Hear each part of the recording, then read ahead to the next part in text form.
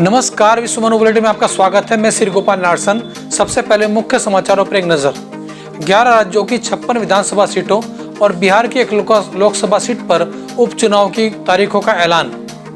उत्तराखंड में 521 करोड़ रुपए की परियोजनाओं का प्रधानमंत्री ने किया वर्चुअल लोकार्पण। उत्तर प्रदेश के 50 किसानों को हरियाणा की सीमा पर रोका। 30 सितंबर तक मुफ्त में गैस कनेक्शन का आखिरी अवसर। अब खबर विस्तार से।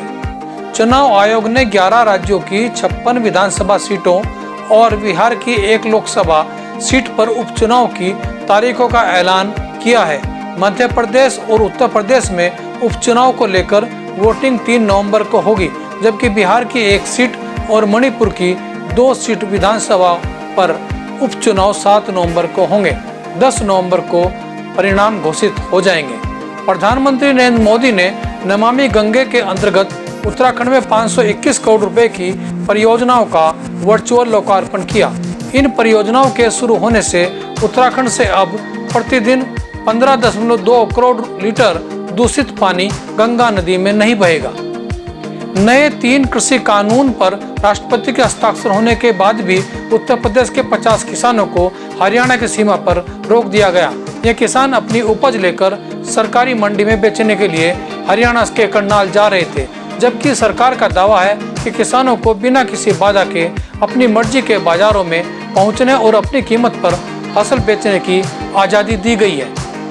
प्रधानमंत्री उज्ज्वला योजना के तहत आप भी मुफ्त में गैस कनेक्शन ले सकते हैं। हालांकि इसका लाभ उठाने के लिए आपको 30 सितंबर तक ही लाभ मिल सकेगा। इस योजना की वेबसाइट पर जाकर मुफ्त गैस कनेक्शन के लिए जरूरी जानकारी देनी होगी। मुख्यमंत्री योगी आदित्यनाथ से राष्ट्रीय पंचायती राज ग्राम पंचायत संगठन के प्रतिनिधिमंडल ने मुलाकात कर ग्राम प्रधानों के कार्यकाल को 6 माह तक बढ़ाने की मांग की है। सीएम ने आश्वस्त किया है कि उनकी मांग पर विचार किया जाएगा। बिहार विधानसभा चुनाव में गठबंधन को लेकर खिचड़ी पकने लगी है। आरजेडी राज्य में 243 सीटों में से 150 सीट पर चुनाव लड़ सकती है। कांग्रेस को करीब 70 सीटों के मिलने की संभावना है, तो वाम दलों को 20 सीटें दी जाने की बात कही गई है। उत्तराखंड से दूसरे राज्यों में आने जाने के लिए अब आपको परेशान नहीं होना पड़ेगा। सरकार ने दूसरे राज्यों के लिए बस सेवा 30 सितंबर से शुरू करने की अनुमति दे दी है। इसके साथ ही सरकार ने कोरोना काल के दौरान जा रहे 1.5 गुना किराए लेने के पूर्व के आदेश को भी समाप्त कर दिया है। अब सामान्य किराया वसूल किया जाएगा। भारतीय किसान यूनियन ने बकाया गन्ना मूल्य भुगतान को लेकर इकबालपुर शुगर मिल गेट पर धरना प्रदर्शन किया। किसानों ने कहा कि अगर मिल 15 दिन में अपने पिछले 3 वर्षों का गन्ना मूल्य भुगतान नहीं करता तो किसान मिल के खिलाफ आंदोलन तेज करने को मजबूर हो जाएंगे।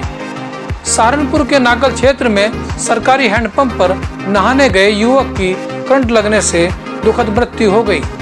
घटना से आक्रोशित लोगों ने शव को सहारनपुर मुजफ्फरनगर हाईवे पर रखकर जाम लगा दिया और मुआवजे की मांग की। सहारनपुर में मंगलवार को 12 और कोरोना के नए मरीज मिले हैं।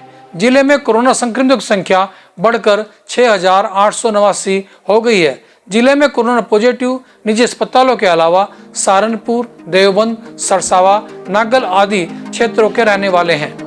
उत्तराखंड में उत्तर प्रदेश खबरों के लिए बने रहे हमारे साथ। नमस्कार।